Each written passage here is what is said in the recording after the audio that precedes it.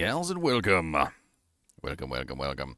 So we got patch notes 2.0.3 patch notes. A lot of stuff being fixed in this patch. Hope you will join me. We're going to go over the patch notes together. And let's get started.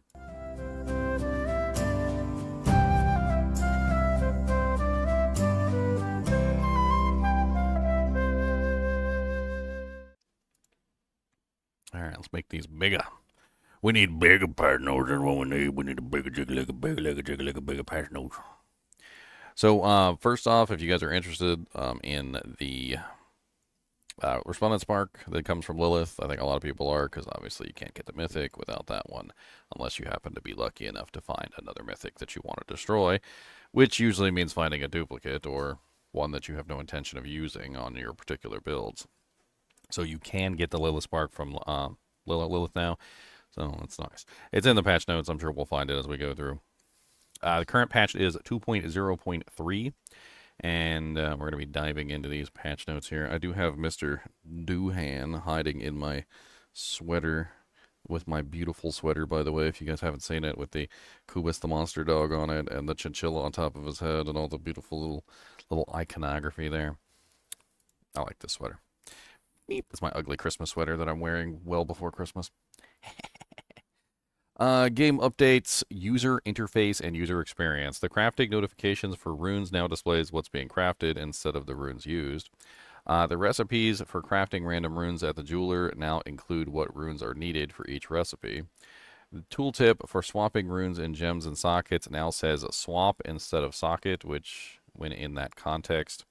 Tooltips for runes and rune words have been updated to better communicate their effects.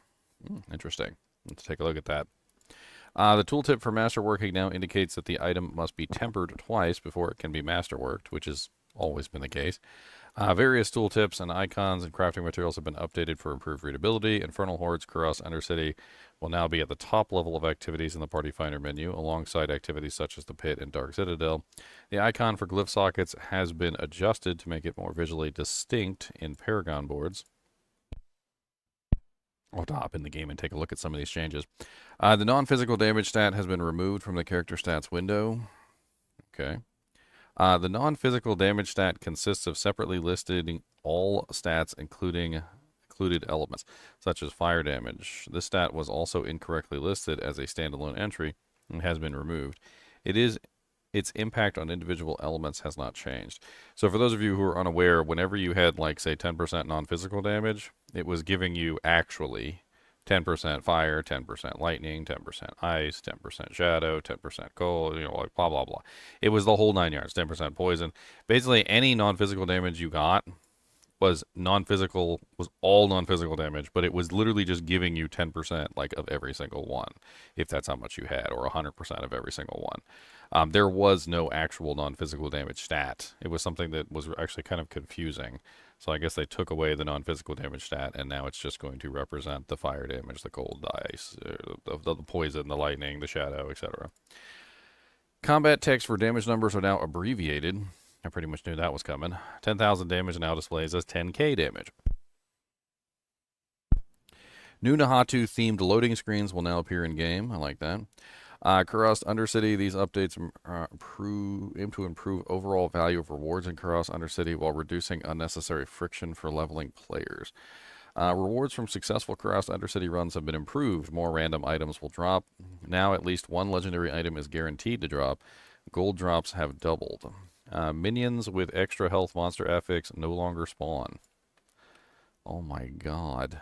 Are you kidding me? Can we do a dance? We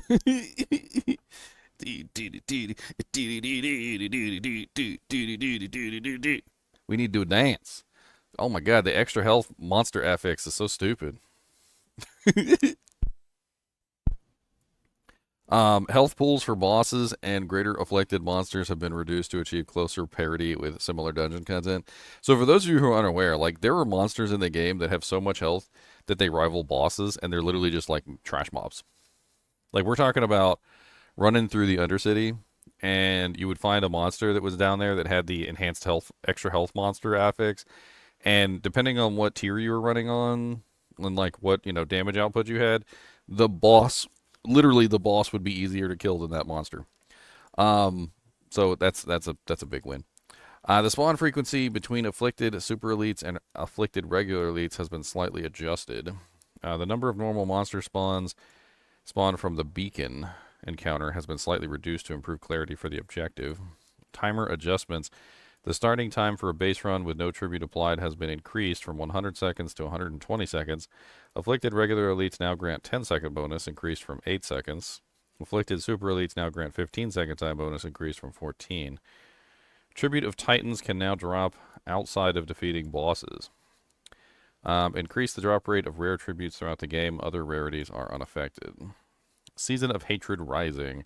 The following changes have been implemented for the Realm Walker event. Realm Walker no longer reduces spawns if only one person is following it. Increased max spawns allowed at a time to 20, previously 15. Increase the base movement speed of the Realm Walker by about 15%. Great, he's going to walk faster. That's nice. Every time you kill a wave of Bloodhound Guardians, the Realm Walker's move speed increases by 10%. For example, if you kill all 3 waves of Bloodhound Guardians, the Realm Walker will now move 30% faster in addition to the 15% base increase. The Realm Walker now has a low chance to summon a Treasure Goblin. That's neat. Remove 1 Hatred Spire from the ritual phase. In the event of Nahatu, 3 Hatred Spires will spawn when the event occurs in Estuar. The continent home to the 5 regions of Diablo 4's base game. Remove the Hatred Rising icon from the map. Players will now find the Realm Walker via the event icon. Various miscellaneous changes to make the event progress quicker. Balance updates. Sorceress. The overheating aspect now scales with Incinerate skill ranks. The Charge Flash aspect now scales with Charge Bolts skill rank. Mythic unique items. The Doombringer all stats was increased from 114 to 160. Shattered Vow life was increased from 444 to 1200. Wow.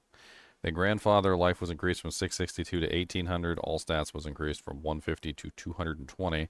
Shroud of False Death life was increased from 222 to 800, and all stats was increased from 111 to 160. Nessakem the Herald life was increased from 426 to 1200. Harlequin Crest life was increased from 465 to 800, and Dariel's Visage all stats was increased from 77 to 110. So, little buffs there across the board for the Mythic Uniques. Tempering, the minimum damage values on Legendary Elemental Surge tempering affixes have been increased from 300 to 900. The maximum values remain unchanged. Miscellaneous. New graphics options have been added. Chromatic Aberration Toggle, Ultra setting for Ray Tracing Reflections. The number of scrolls of restoration rewarded from the Dark Citadel weekly cache has been increased. Previously, the reward was 1 to 2 on all Torment difficulties. Now it's 2 on Torment 2, 2 to 3 on Torment 3, and 3 on Torment 4. The following items that were not available during patch 2.02 have now been enabled with patch 2.03. The aspect of the Agile Wolf, Azure Wrath, Frostburn Gauntlets, and Shroud of False Death. Interesting. A new Whisper objective for completing the Dark Citadel wing has been introduced. A new mount trophy has been added as a reward for reaching 300 Paragon. That's interesting. The Super Elite monsters will now drop even more loot. Previous Super Elites drop 1 to 2 times as much as Elites. Now Super Elites drop 3 times as much as Elites. Elite monsters with the Waller affix now cast less walls, and the walls now last 3 seconds, reduced from 5. The amount of Barrier Varshan gains when summoning additional monsters and during the Cone Waves attack has been reduced. He was basically nigh unkillable. There were some really odd bugs with him. If he managed to get like the infinite barrier, he was basically unkillable. Accessibility, fixed an issue where the screen reader on PlayStation 4 had distorted voice, fixed an issue where the screen reader did not function within the reinforcement tab in the Mercenaries menu.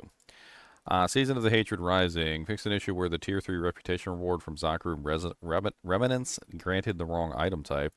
Fixed an issue where the Tier 7 reputation reward from Zakru Remnants granted Sigil Powder instead of Artificer Stones. Fixed an issue where the Slight Challenge objective could reward favor upon completion before Chapter 3 of the Season Journey was unlocked.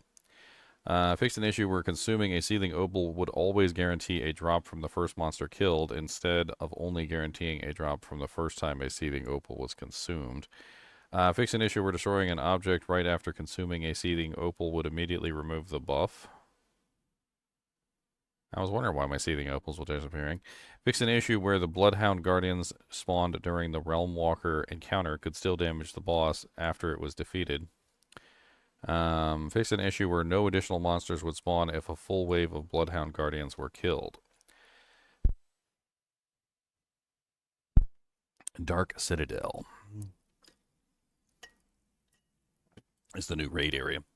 Fixed issues where tooltips and map icons did not display properly in the Dark Citadel. Fixed an issue where characters could become invisible if they evade while ferric monsters were in the air. Fixed an issue where multiple counterspell elites could exist at the same time. Fixed an issue where missed cosmetic items dropped in the Dark Citadel would not be sent to the missed equipment tab of the stash. Fixed an issue where using the town portal while in Dark Citadel took the player back to their preferred town instead of the ancient nexus. Fixed an issue where the player could enter the Dark Citadel without completing the Crater of Lost Souls quest. Fix an issue where visual effects for soul bombs cast by Gorshak did not follow the player after they used a movement ability such as dash or leap, but only the visual effect, not the actual effect. The soul bombs are explosion effects that appear as dark and red circles under the player during the encounter. Fix an issue where the objective to obtain a wardstone wouldn't properly update if Soul Siphon was charged while carrying a wardstone. Fix an issue where players were stuck in the Citadel wing when both Hurst and Vorshok bosses were in the Realm of Oblivion. Now a teleporter elite will spawn as intended, which can then be killed and transform you to the Realm of Oblivion. Fix an issue where Death's debuff icon and Siphon symbol icon would overlap each other when in the Realm of Oblivion. Fix an issue where traveling into the Realm of Oblivion with a wardstone during the encounter with Gorshak would prevent the Realm Guardians from spawning. Fix an issue where the player would get instantly teleported out of the Seething Realm if Gorshak died while the player was in the Realm of Oblivion. Fix an issue where using an immunity effect such as Blood Mist when Zagral uses Soul Entanglement Wipe could cause the player to become stuck at 1 health. Fix an issue where Cabal could be damaged from outside the boss arena. Fix an issue where defeating Cabal too quickly could block progression. Fix multiple miscellaneous visual issues with cosmetic rewards from the Dark Citadel. Kurast Undercity. Fixed an issue where the time limit could be avoided by teleporting to the next floor just as the timer expired. Fixed an issue where the progress bar did not display the accurate time needed to complete the channel when teleporting to a new floor. Fixed an issue where moving did not cancel teleporting between floors. Fixed an issue where flesh cultivators wouldn't pursue the player. Ugh, I hate them things. Fixed an issue where the certain UI elements were not indicated as unusable when the player did not have enough materials. Fix an issue where players could avoid damage during the Vortex portion of the Long Tooth encounter. Fix an issue where the Undercity Trailblazer achievement could not be earned as expected. Fix an issue where destroying structures could spawn lesser afflicted enemies instead of an elite monster. I forgot to put the patch notes in the thing. Fix an issue where monsters could enter the safe area in the Undercity Ziggurats. Fix an issue where dying while channeling the portal to the boss room could block progression. Fix an issue where attunement chests were granting identical loot for all party members. Identical loot. The intent is to reward individualized loot of the same quality, not identical loot. Fixed an issue where rewards for successful runs of lower loot quality than intended. Runes. Fixed an issue where the overflow effect of the Que rune, which I believe is the Earthen Bulwark one, right? Did not affect the duration of Druid's Earthen Bulwark. Yeah, that's right. Fixed an issue where the buff from the Cax rune could be lost unexpectedly. Fixed an issue where the following skills would be cast by the rune effect as the base skill without any enhancements when the skill was upgraded. The Rogue Nur rune was supposed to cast the enhanced version of Concealment. The Druid Que rune casting Earthen Bulwark.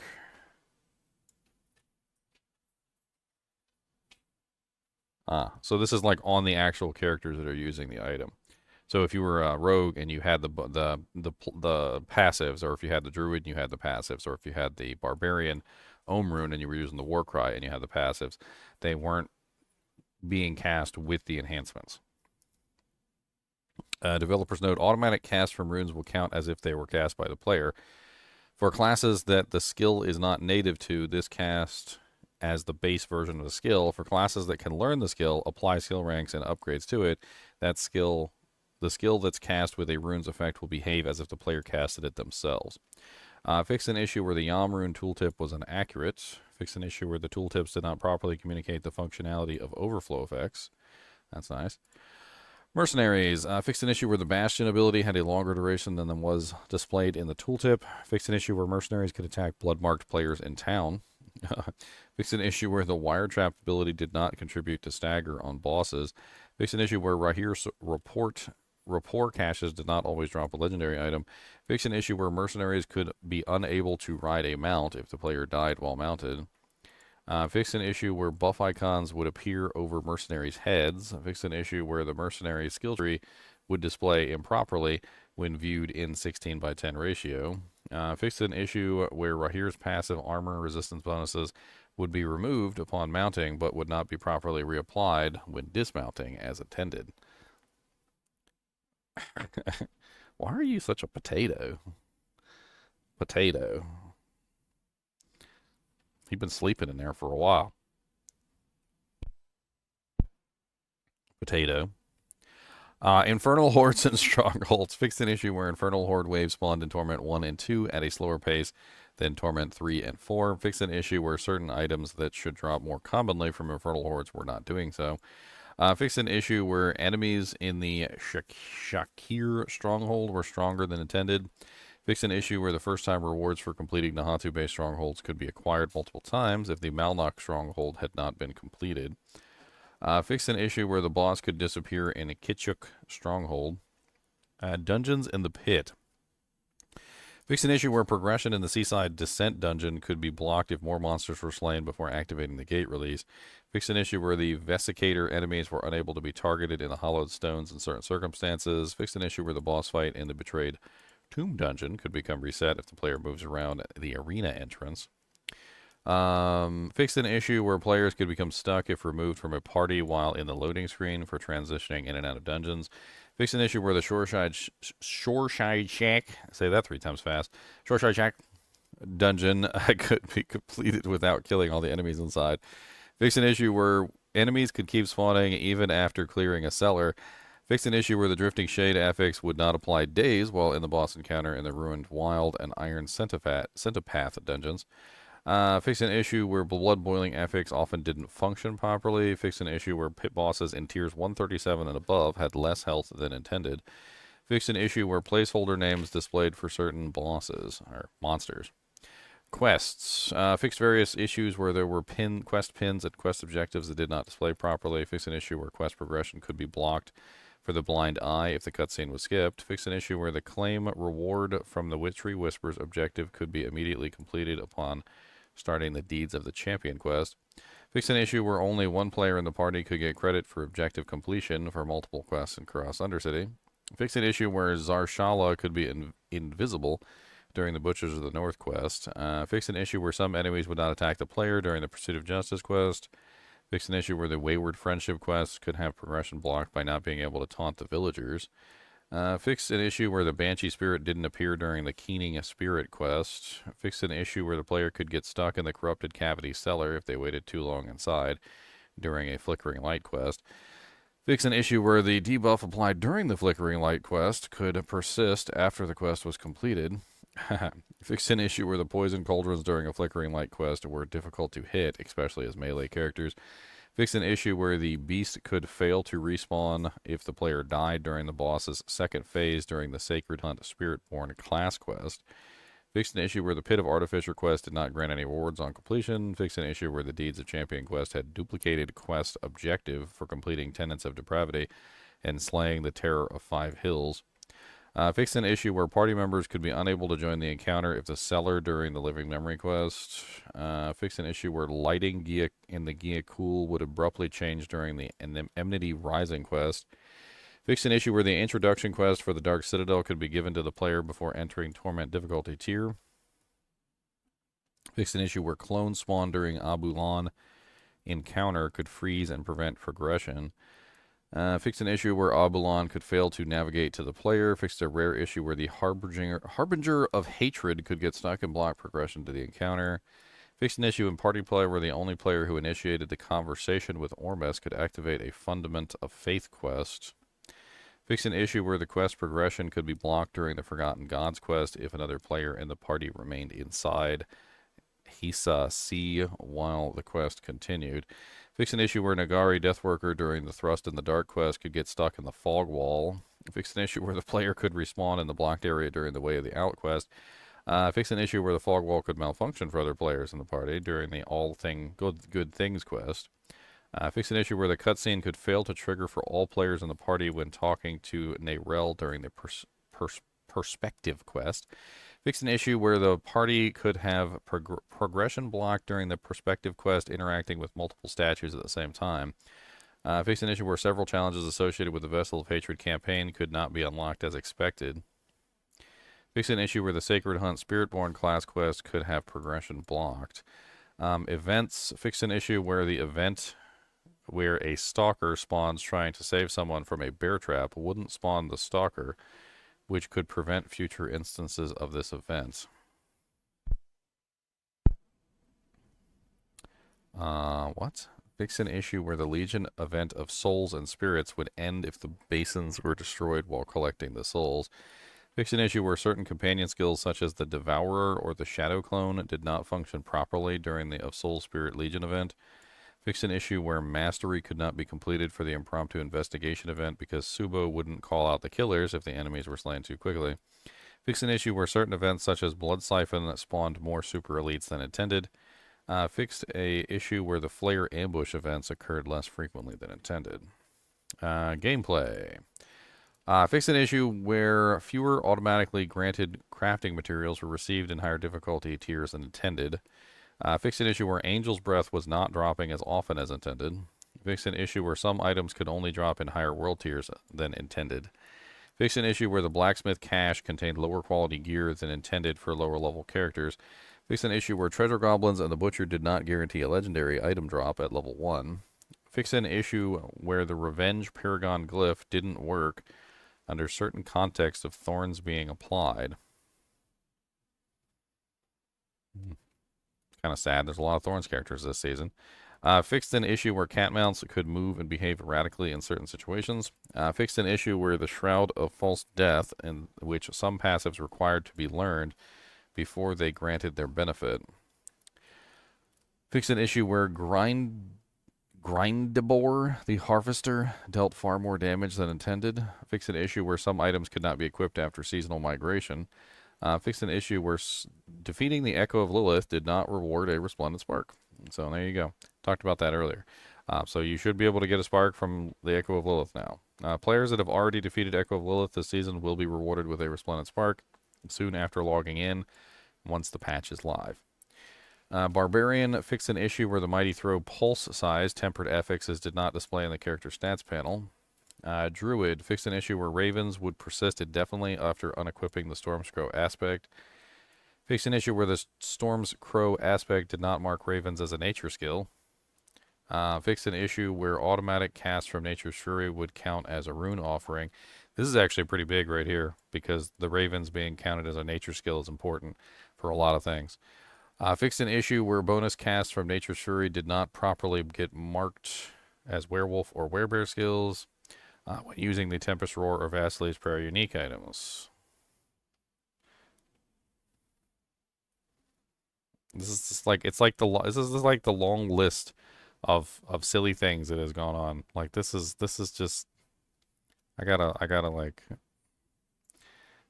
copy and paste this one into chat.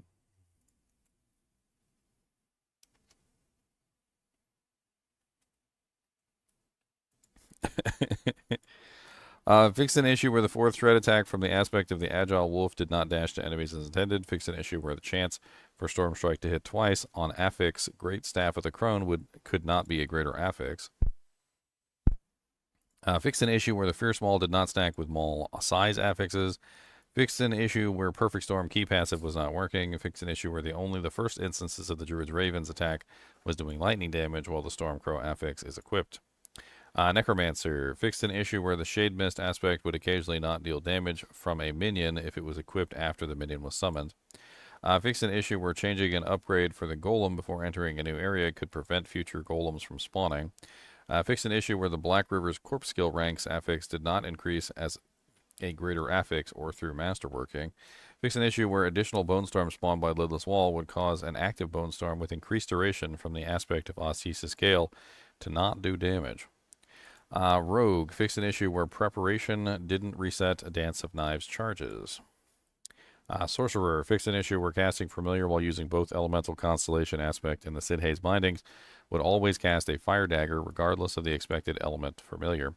Fixed an issue where the Tempering affix for increasing Familiar duration did not function properly. Fixed an issue where casting Familiar while Unstable Currents was active couldn't trigger any additional spell casts. Fixed an issue where stacks of Enlightenment were consistently being granted. Fixed an issue where free duration effects, such as from Tempering, did not function properly.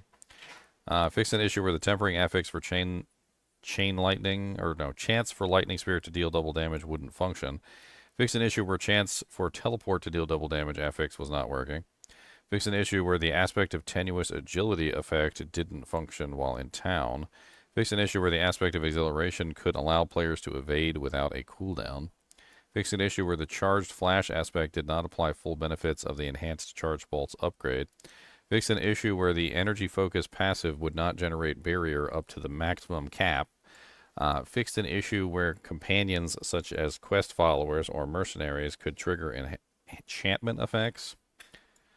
Fixed a bug where a line would appear while in certain content using the Ball Lightning skill. Fixed an issue where Deep Freeze would cause much of the screen to turn white when cast in the Fields of Giant area. Spiritborn.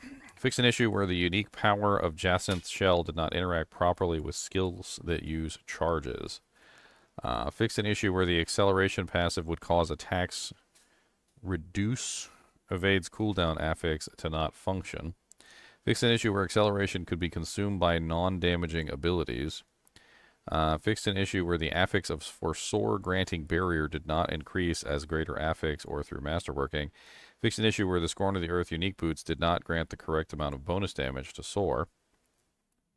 Fixed an issue where stacks of Supremacy could be granted from automatic casts of ultimate abilities, such as from the Yam rune. Fixed an issue where Shard of Erethiel could drop for Spiritborn characters. I had that happen a couple times. Fixed an issue where Rod of Kepeleke would make Payback have no cooldown when the Poised upgrade was not selected. Fixed an issue where Spiritborn unique items could drop the Flare from Flare ambushes. Could not drop from Flare ambushes. Fixed an issue where Spiritborn could cancel evade animation mid-evade. Spiritborn's evade could be cast more rapidly than normal depending on the input method and speed. It is now normalized to the standard evade cast rate in all scenarios. I did notice that. It felt like there was some like animation canceling going on where like you were in mid-evade and you could somehow evade after a evade before the evade actually finished, canceling the original animation of the evade and starting a new animation. So like it wasn't allowing the animation to complete before you are allowed to evade again. So that was an odd little bug there that I did notice. Party Finder. Fixed an issue where Kurast Undercity did not require level 15 to be selected. Fixed an issue where the highlight on the controller could disappear when scrolling to the bottom of the drop-down menu in Party Finder window. Fixed an issue where the quick lists was not an option for the following activities: Legion events, Realm Walker, and HellTide activities. Fixed an issue where controller navigation could malfunction after attempting to join a full party. Fixed an issue where selecting Kurast Undercity and Infernal Hordes always required the completion of the introduction quest to the activity. Fixed an issue where selecting Kurast fixed an issue where description labels didn't properly function when the first opening the Party Finder menu. Fixed an issue where the label for Vessel of Hatred was present in the Party Finder menu. Fixed an issue where controller focus could be lost after joining party through Party Finder, impacting cursor navigation. Fixed an issue where the search would be reset to any after using the expansion dropdown. User interface and user experience. Fixed an issue where the pit tier selection tooltip displayed out-of-date information. Fixed an issue where the tooltip did not convey that Torment difficulties unlocked Pit Mastery. Fixed an issue where campaign progress did not display correctly in the Hall of Fallen Heroes. Fixed an issue where the visual effect for several incenses would persist after the incense wore off. Fixed an issue at where tooltips on possible affixes when enchanting an item displayed inaccurate information. Fixed an issue where Spree's killer set items did not display properly for Spiritborn characters. Fixed an issue where items with all greater affixes, maximum tempering affixes, and items that have been socketed would have non-functional item links in chat. I've seen that before. Fixed an issue where the journal could not be reopened with the appropriate keybind after closing. Fixed an issue where bonuses from several glyphs did not display in the character stats when in town. Fixed an issue where appearances for the Flameweaver, Midwinter Dirk did not appear in the wardrobe. Fixed an issue where city names in the map could appear in offset locations when viewing the map inside a dungeon. Fixed an issue where the lock cursor option did not function properly. Fixed an issue where the exceptionally attuned challenge did not properly display progress bar. Fixed an issue where interacting with the Purveyor of Curiosities or the Dark Citadel vendor when playing on controller would default your cursor to the inventory instead of the vendor window. Fix an issue where the controller highlight would be missing when navigating through tiers of the pit menu. Fix an issue where the initial cinematics upon starting Vessel of Hatred campaign did not display a skip prompt. Fix an issue where the warning about missed glyph experience would display when failing a mastery in a pit run. Fix an issue where controllers triggers did not switch tabs in the stable master menu. Fix an issue where the exceptionally attuned achievement did not display a progress bar. Miscellaneous.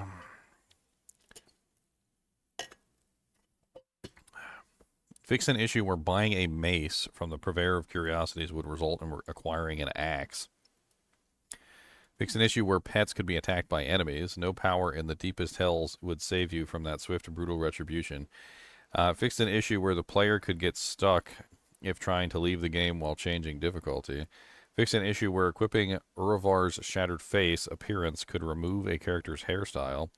Baldy bald. Fixed an issue where various two-handed weapons appearances for Necromancer would clip through the player's body. Fixed an issue where spur charges could be consumed at once when using the Ash Knight's Destrier mount armor. Fixed an issue where emotes did not play when previewed in the Battle Pass. Fixed an issue where the material caches would drop materials in small amounts over a long period of time. They now drop more quickly in a large pile. Fixed an issue where some users couldn't toggle certain advanced graphic options. Fixed an issue where model for the Spiritborn class could be missing on the main menu when first logging in. Fixed an issue where Urivar's Shard Sword cosmetic could not be unlocked in appearance by the Spiritborn character. Various performance, stability, UI, audio, and visual improvements. Hopefully they fix the horrible bug, like crashing the game every single freaking 10 minutes. Ow! You need to stop biting. You were going in timeout, bitey biter. No, you're going to be in timeout because you're biting with your big old mean teeths. You got mean teeths and they hurt. And you's biting and I'm not scared of you. I'm not scared of you and your teeths. No, sir. So there's a couple important things in here. Let's go back over it real quick while Mr. Doohan is in timeout for being a bitey biter.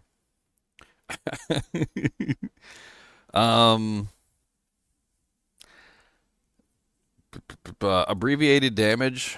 So we're gonna see like the silly numbers that we saw in Diablo 3 where it would say like 10B or 10M or like 10K, you know, like 10K being 10,000, 10M being 10 million, 10B being 10 billion, 10T being 10 trillion, and so forth and so on.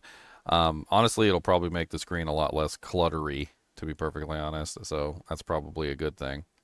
I mean, it's one step closer to Diablo 3, so stop biting. The first thing you do is you start to bite me. You think I'm scared of you? I will. How about that? That's right.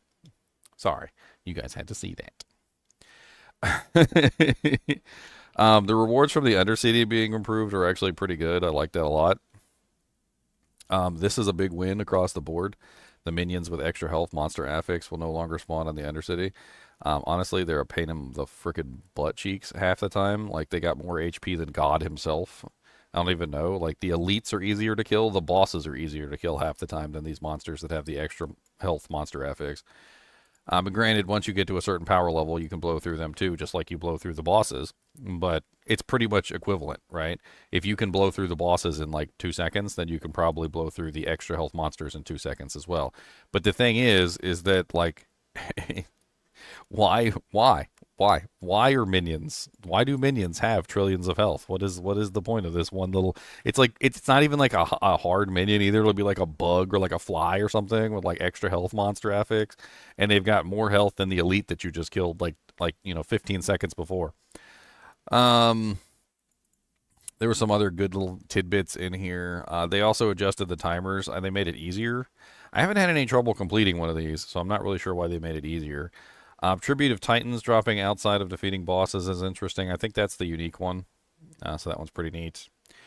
The Realm Walker changes all look good. Making the Realm Walker faster is good. The Treasure Goblin spawning from the Realm Walker, that sounds really good. Although it says a low chance. But it looks like you can potentially get a Treasure Goblin from the Realm Walker, so that's not bad. Some interesting changes to the Mythic Uniques. A lot of buffs, all stats, life increased. Mainly life and all stats, like on all of them. So life and all stats on every single one of the mythics that was changed. Doombringer, Shattered Vow, Grandfather, Shroud of False Death, Nissakim the Herald, Harlequin Crest, and Andarl's Visage all got buffs for their all stats and their life, which is good. Scrolls of Tempering, I haven't had any trouble finding these or getting them, but it looks like they're going to be buffed up for higher torments, so you're going to find more Scrolls of Tempering. They have finally activated the items that were deactivated at the start of the season. So the aspect of the Agile Wolf, the Azure Wrath, the Frostburns, and the Shroud of False Death are now activated within the game. I believe Shroud of False Death is the mythic unique, right? That's the one mythic unique that was missing. It's missing, guys. It's missing. Apparently a mount trophy has been added for reaching Paragon 300. So, I mean, a reason to hit Paragon 300, I guess. I don't know how long that's going to take, but it's going to be a pain in the butt. The barrier problem with Varshan making himself invincible looks like that's been fixed. Trying to like go back through these quickly and talk about some of the changes. The Dark Citadel stuff all just looks like various fixes to like the way that the mechanics work. Nothing too crazy there. The Kurast Undercity looks like there was a couple glitches in Kurast Undercity that have been addressed. Most of them had to do with like messing with the timer or some of the monsters not doing what they were supposed to be doing, like the Flesh Cultivators not following you around. It all looks good. I mean, there's nothing like too crazy in here, except for this one that talks about like players getting identical loot from the attunement chest. I'm not exactly sure what that's about, but apparently that's gone. So they fixed the identical loot coming from the attunement chest. Some changes to the runes overall. I'm actually kind of interested to see this one right here, which is fixed an issue where tooltips did not properly communicate the functionality of overflow effects. So the overflow effects are specific effects that happen like when you feed more offering into the rune than what is intended. Like for instance, it might make it have longer duration, or it might have like more spawns of the effects, or whatever is happening. Like it's supposed to relay those overflow effects. So apparently they've fixed that. Also, if you were using these on the base character, the Nur rune, Kweh rune, and the Ohm rune are all going to properly take into account your bonuses now. So if you want to use those on the characters that they were designed for. The mercenary changes, the same, fairly simple. I mean, I think a lot of people were using Bastion. Apparently, Bastion was being was slightly longer duration than what it was actually supposed to be, so it's been put back.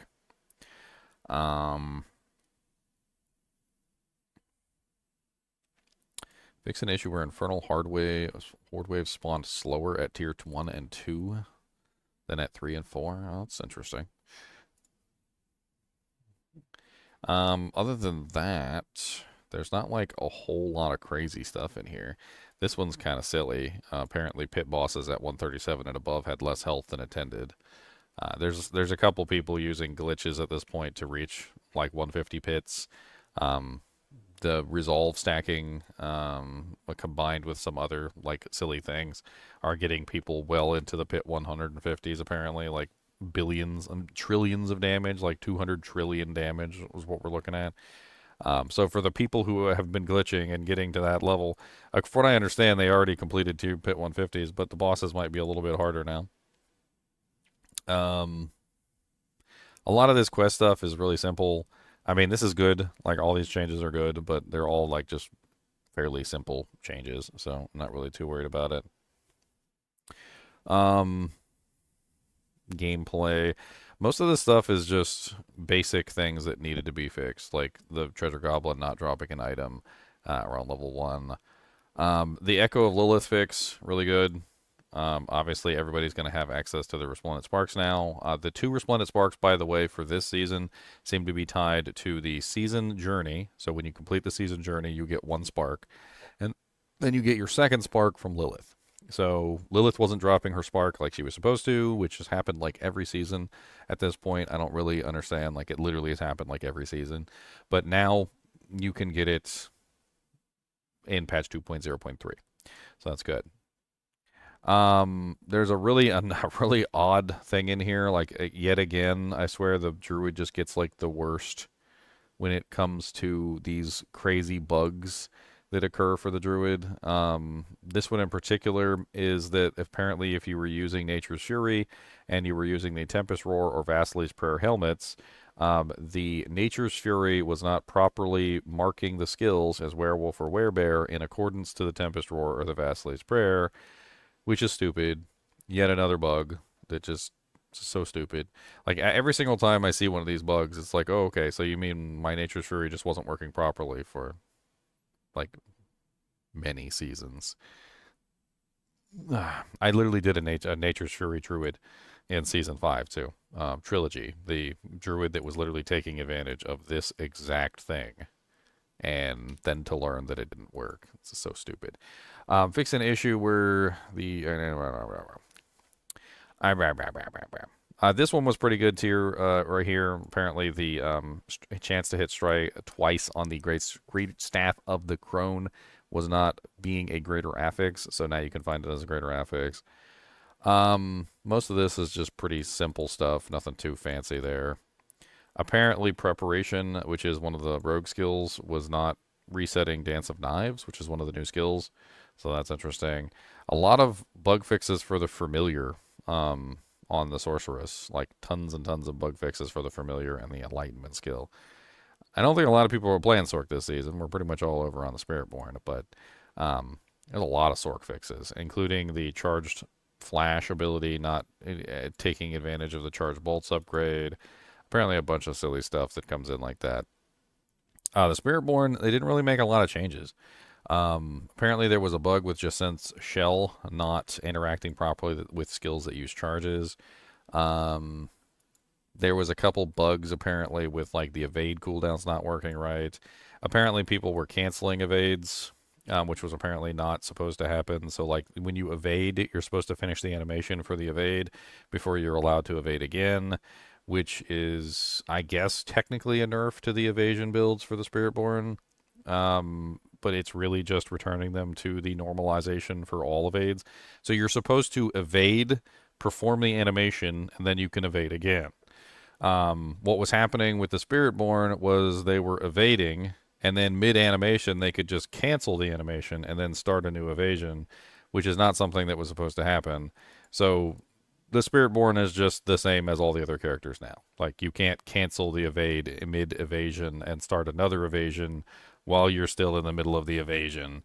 And it's basically just to return the Spiritborn back to normal. A bunch of party finder issues, nothing too like fancy in there. The user interface and section, there's nothing really too fancy in here either. Just general fixes across the board. Some odd things about gambling axes while you're gambling maces from the Purveyor of Curiosities, which was, I never played around with. Nothing too fancy in there either, to be honest. I mean, overall looks like pretty good patch notes. A lot of fixes. Hopefully they've addressed the in where they say various stability and performance enhancements. Hopefully they address that kind of stuff about the this crashing which has been happening like nonstop. Let's go ahead and pull up the launcher. I'm gonna put Mr. Doohan back because Mr. Doohan is being a butt. That's right, I said it, a butt. Check for updates. So I don't think the patch is actually live yet, judging by the fact that I have not updated the game yet. It says October 17th, which today is the October 15th. So this patch is not going to be out for 2 more days. So we got tomorrow, and then we got the day after, and then the October 17th patch is going to hit. So we're not going to be able to check this out stuff out in game because it's not actually live yet. I mean, overall, it's a good patch. I kind of wish it was today, so I could get my Resplendent Spark today, and then maybe I could craft myself up an Andariel's Visage or a Tyrael's Might or something like that. You know what I mean? You's a meanie biter. You are. You's a meanie biter. You use your teeth for everything. Uh-huh. Uh-huh. I'm gonna put him back. Put back the meanie biter.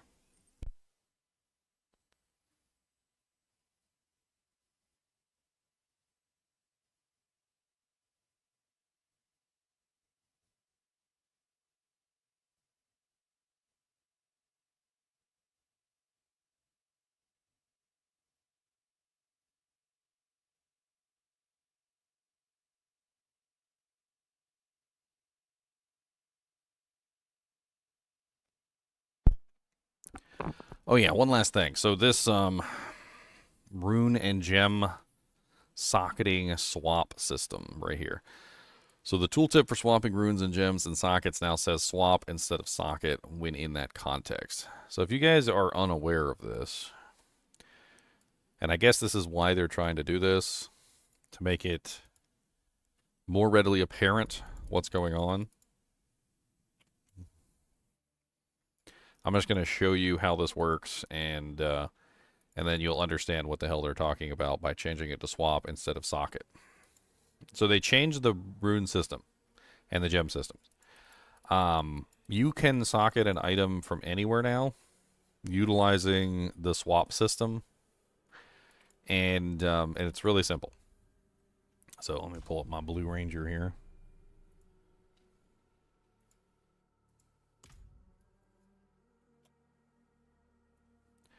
All right, so basically it works like this. If your equipment has gems in it, and you put a rune in it, it will unsocket all gems, okay?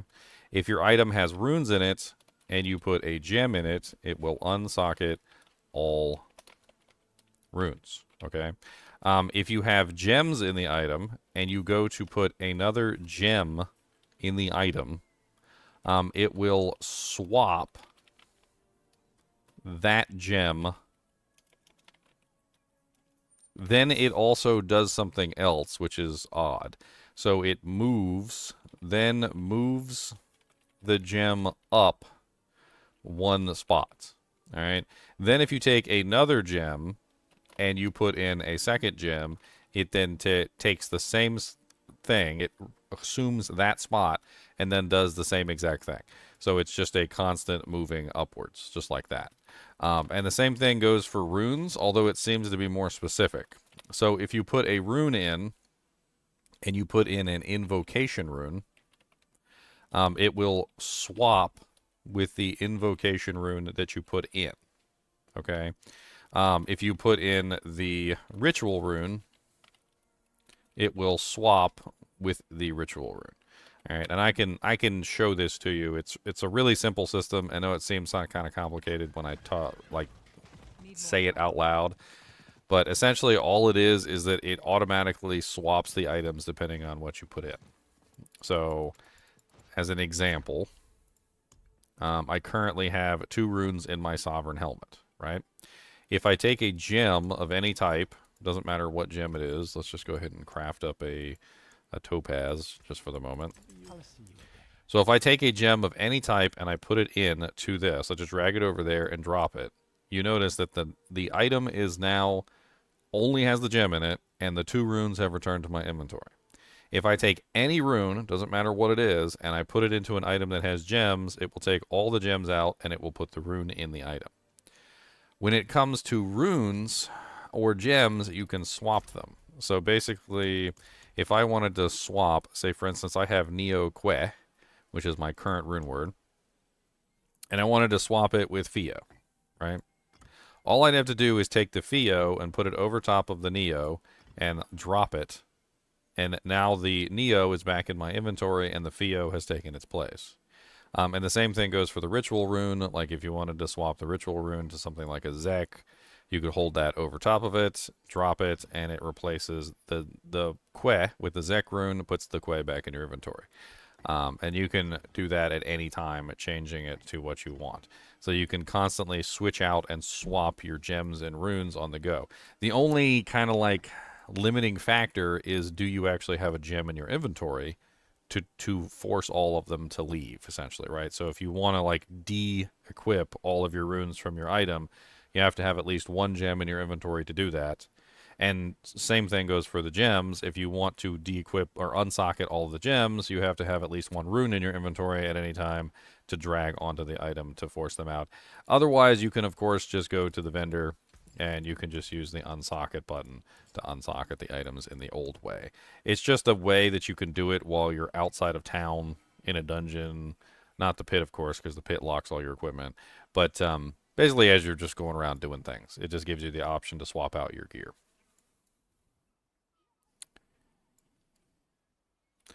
The patch goes live October 17th, Coach Nate. That's right there. October 17th, 2024.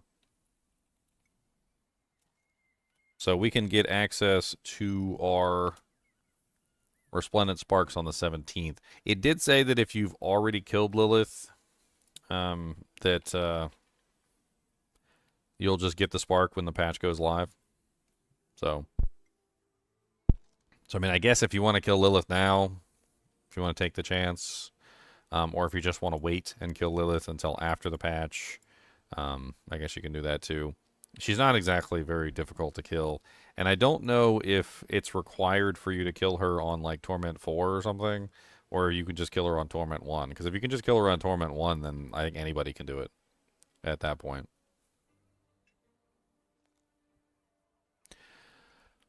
I've been working on tons of characters. I have been trying to get like all the skills played with so I can make a video for you guys on the Spiritborn and whatnot. And I think that's what I'm going to be doing today. I got to go to work later today anyway, so I can't really stream for very long. I got like maybe 4 hours. I figure those 4 hours are probably better spent recording some videos. So that's what I'm probably going to be doing. So I'm going to record some unique item videos, mythic uniques. I'm probably also going to do a overview over the entire Spiritborn for you guys who might be a little confused on how the Spiritborn works and want some, like some more deep dive information on, like trying to build your characters. I'll probably do one of those videos as well. Those will probably be up as early as, I don't know, I might even put 2 of them out today and then do 2 tomorrow. We'll see. I've got a lot of stuff to make videos on.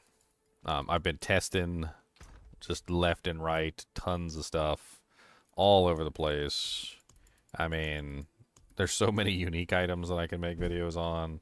There's so many like individual aspects that I think I might make videos on, like for the Spiritborn specifically. There are some pretty powerful aspects within the game. I think 2 of the more powerful aspects right now are the armor aspect, which is the was it bruisers? No, not bruisers. Yeah, the aspect of unyielding hits is very powerful right now. And on top of that, there's also the aspect of redirected force, which is extremely powerful right now. These 2 aspects alone are topping the charts in terms of damage output for most of the Spiritborn, and I didn't I see like on one of the trade sites that like a perfect redirected force aspect was selling for like 25 billion or something. I can't even remember. It's a lot. Because finding the perfect aspect is really hard right now, and getting your hands on like a perfect redirected force is tough. The amount of additional critical strike damage it gives you though is pretty insane, and it's so much fun. This character, I swear, is like 4 or 5 characters in one. Like I don't know how to explain it to people who might not necessarily have set up or played this character, but the way that you have all the different spirits and all the different combinations that you can potentially do with those spirits, as well as things like the Sepazantec staff, the Rod of Kepeleke, the Helm of Ebiwaka, the Loyalty Helmet, the Washe Nakpa, like they all enable like some very crazy builds for the character, which they're just really fun. I've done so many builds so far, and I've done like payback builds. I've done like full poison builds. I've done like this one right here is going to be an eagle character, which I do need to like dive into the eagle side of things. I was trying to like figure out exactly what eagle skills I wanted to use for this character. I think it's probably going to be Quill Volley because I do like the way that Quill Volley works. I haven't really played around with Quill Volley yet, so we'll see. I don't really particularly like Rake. Out of all of the skills, Stinger is really fun to play with. Crushing Hand is really fun. Rake is kind of eh. Payback is really cool. I got a really cool payback build so far that is just kicking booty cheeks, and he's got no problem with stuff. I've also set up the Green Ranger with like tons of poison damage. Set up a poisoned one too. As you can see, I've already got like 4 Spiritborn. Look, shush. Okay, I'm not addicted. It's just the it's the new class, and there's tons of fun things to test out on the new class, and I'm having a lot of fun playing around with them. I'm also playing around with the Mystic Circle stuff, which is interesting as well. I want to see if I can get like the Mystic Circle stuff capped out. It'll be neat to see what I can do with it. I don't know. Let me show you some of my characters real quick. Let's go to the Green Ranger. This is a Pestilent Swarm build that I was building around the execute function of one of the new Mythic Uniques. So this Mythic Unique, it's called Shattered Vow. It has this interesting effect. It just says, enemies afflicted by more damage over time than the remaining life are executed. So the general gist of this particular item is to kind of set up a character that can pour enough poison damage into a target to force that target to just become executed. Like you're not exactly worried about actually dishing out damage to the target until the target dies. Your goal with this item is literally just to fill the target's HP pool with poison damage, or any kind of damage over time, honestly. Until the damage over time exceeds their life, and then once the damage over time exceeds their life, you just murder them. Like they just get instantly executed. I was doing 45s to farm Glyphy XP. Well, let me kind of show you the fun of this character. By the way, the execute function works on anything. Bosses, elites, it doesn't matter. Everything can be executed. Anything can be executed. Once the poison damage exceeds their HP, it's just executed. And you'll see it, like, as I'm playing. Like, you see how many executes are appearing on the screen? And granted, it's not always, like, the biggest execute in the world, but it makes sure that the monsters never get a chance to actually be killed by my hand, which is kind of funny. Executed, executed, executed, executed. Executed, executed. Oh look, what's a DR guy? Like, let's execute him too. What's up? Executed, executed, executed. It's actually a kind of a crazy Mythic Unique, and I'm not exactly sure what I think about it so far, but there's some interesting builds that could potentially be made with this. I don't think it's limited only to the Spiritborn either. It's pretty much all characters. So you could potentially utilize this on a like Flay Barbarian, You could utilize this on a Poison Druid, an Andariel's Visage Rogue.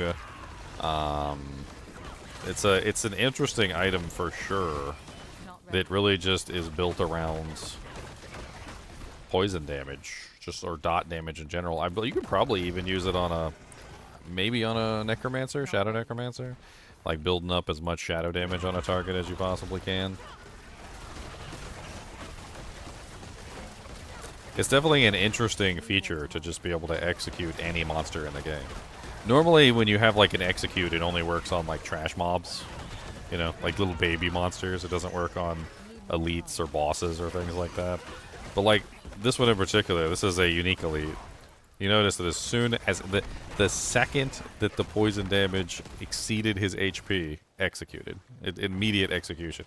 It's like having, you know, like the Barbarian has the Rupture ability, which can cause all of the damage over time to simply, like, solidify on the target. And this one it's like having Rupture that automatically fires on every single target as soon as their HP reaches the right threshold. And it's beautiful. It works so good on a poison damage character. And all you gotta do is you just focus on dealing as much damage over time to them as you possibly can to fill up their bar, and then, you know, the weapon does the rest for you.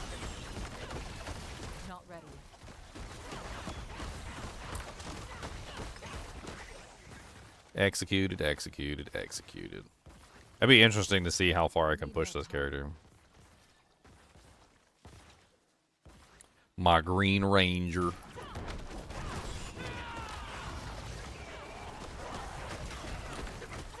The friggin' Spiritborn is pretty much a Power Ranger, by the way. I need to do like a Power Ranger opening for the Spiritborn video. Go, go, Power Rangers! My name's Tommy, and I'm the Green Ranger. Not ready. DR guy. Die, DR guy. Need more time. Executed. It's interesting as I notice that sometimes I can execute monsters through their barrier. Because poison damage doesn't really, like, function the same as regular damage output, and does actually go through barriers sometimes. So I'll notice that a monster has, like, a barrier, and despite the fact that they have a barrier, they're also being poisoned at the same time. And they get executed while they still have a barrier active, which is kind of cool.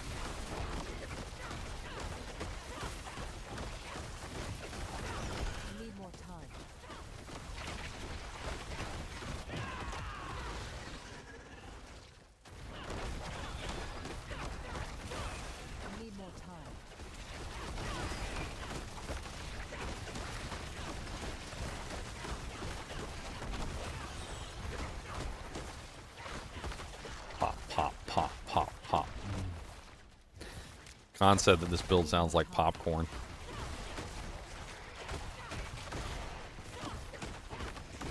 Making me hungry. I want some popcorn. Not ready yet.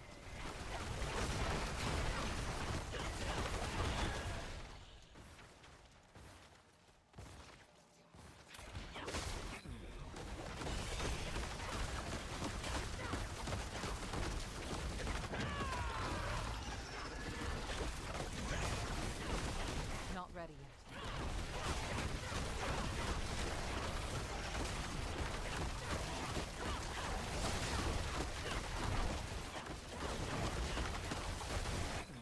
Oh yeah, this character is like nigh invincible, by the way.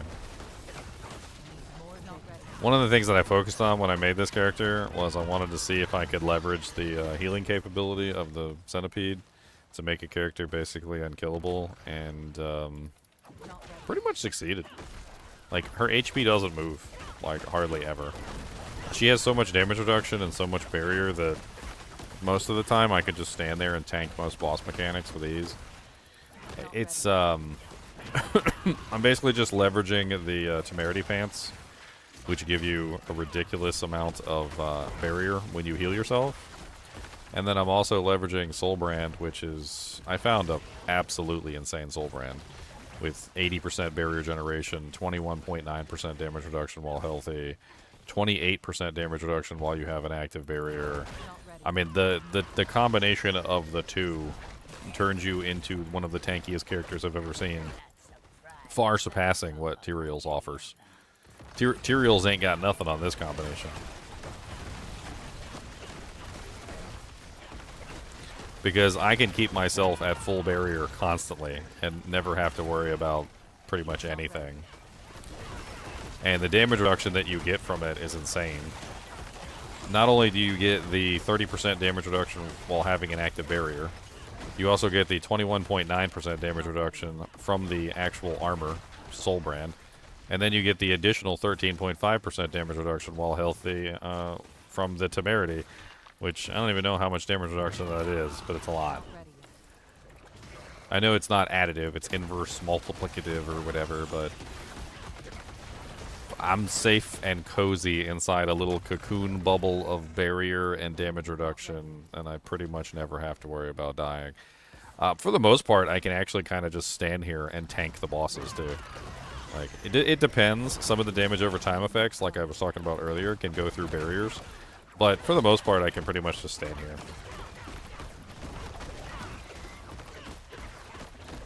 What's up, cool cat? One thing I am working on with this girl is boss damage. Her boss damage isn't the greatest. She does have a little bit of trouble killing the bosses quickly, and I've been working on various ways to enhance that. Resolve stacking is definitely one of those ways,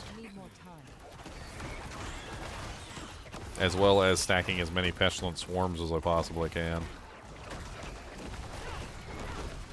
Not ready.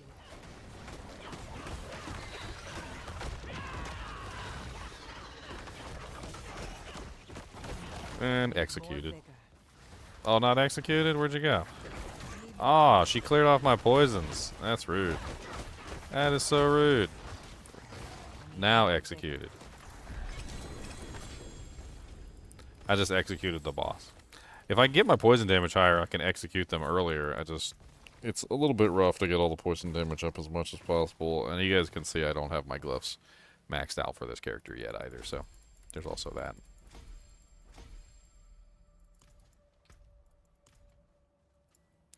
Let's go take a look at another character real quick. So this is the Green Ranger.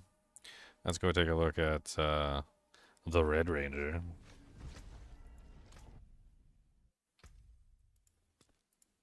So this is the payback build that I created.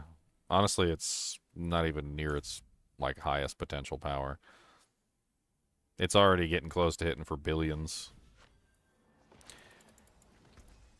But it's so fun. It does have a little bit of a build up to it and getting everything working properly, but it's really nice. I don't know. Let's just go somewhere like in the jungle. It's fun to run around the jungle. The Nahatu area is really cool.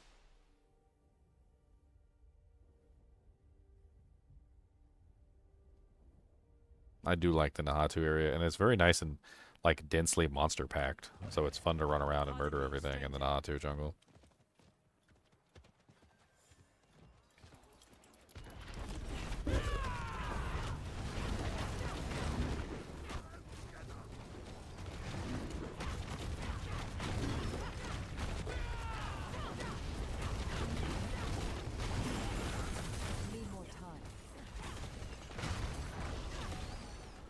No, more monsters.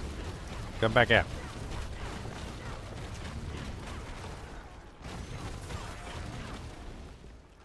Payback is so fun to use. Just another fun character.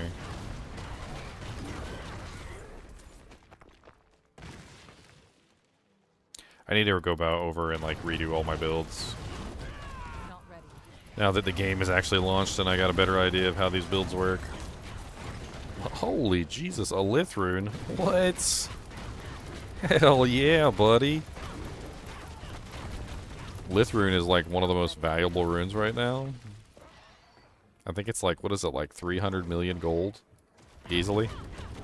That's like a 300 million gold rune that I just randomly found in the middle of the jungle there. That's freaking amazing. These are used. You might be wondering why these are so expensive. I don't have any gems on my equipment, by the way, so like that's why my damage isn't as high as it could be. I swap my grand gems between characters because grand gems are not easy to come by. All right, they're expensive. They're expensive, and I don't have enough gem fragments to like swap my gems between all my characters like I want to, or have all my characters have their own gems. I guess is what I mean. It's got a freaking Lilith rune, random ass freaking. That's right. Anyway, I think that's pretty much it. I'm going to hop off here, and I'm going to start recording videos. Hopefully, I'll have quite a few of them up within the next couple days. I'm going to be going over tons of different topics. How many Lilith runes does that make now? I got 3 Lilith runes. 3 short, by the way. 3 short. If you guys are trying to craft yourself materials, you do need... If you go to the rune crafting window, and then you pull up Mythic Uniques... and then you hold your mouse over materials, you right click, it will show you the requirements. So as you can see, it requires 2 sparks, 6 Lilith runes, 6 Theo runes, and 6 tech runes. So it's 6 I'm 3 shy of the of being able to craft materials. Everyone has their own requirements. I'm actually kind of interested in the Shroud of False Death, to be honest. They disabled that one for the season. So on October 17th, when the patch goes live, when the 2.0.3 patch goes live, we will get access to this and we'll be able to craft our Shroud of False Death.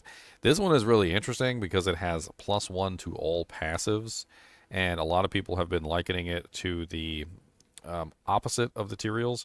So if Tyraels is the tankiest piece of equipment that you can put on that makes you, you know, like nigh unkillable, Shroud of False Death is equivalent to the most offensive piece of equipment that you can put on that brings up your damage to the highest value.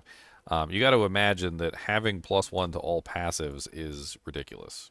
I mean, that's +1 to resolution, +1 to spiritual attunement, supremacy, initiative, sustenance, intricacy, ravenous, oppressive, brilliance, acceleration, vehemence, nourishment, anti-venom, auspicious, bastion, patient guard, endurance, perseverance, fueled.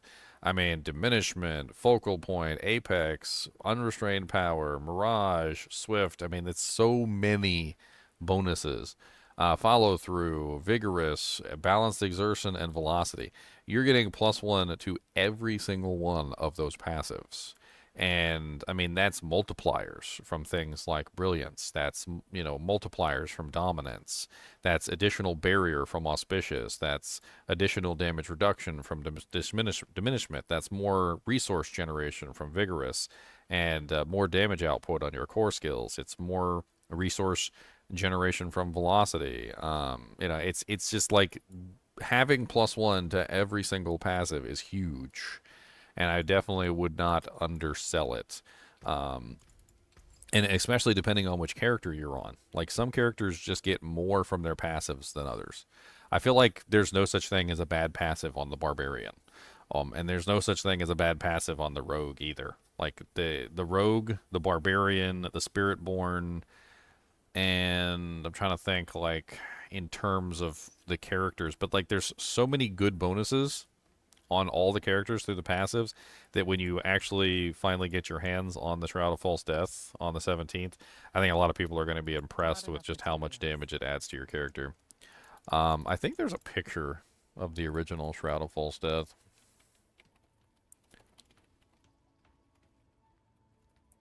I can pull up for you guys. So this is the Shroud of False Death. +1 to all passives is a implicit, so you can't masterwork it. They did talk about beefing up the all stats and the life on this as well, from 1111 to, like, I think it was 160, and the life is going to go up pretty massively too. It also gives you this bonus damage after on the next attack after entering stealth, and also puts you in stealth periodically. So you'll be constantly put into stealth, like, all the time. And I mean, it doesn't really have the greatest bonuses on it, but the +1 to passives, I think, honestly, is pulling the weight of this entire thing. So it'll be interesting to see how people use it in the future. I think that's pretty much it, guys. Thanks for joining me for the patch notes video. As always, I do appreciate you guys and gals joining me. And as always, keep watching. Mr. Goody Two Shoes, Mr. Goody Two Shoes. Ginger Evil Mentor here. Why bother farming when you can go to MMOEXP.com and simply purchase your items in gold? GGM would have you farm the items. What a pathetic being. Use code GEM Ginger Evil Mentor for 6% off your entire purchase. And don't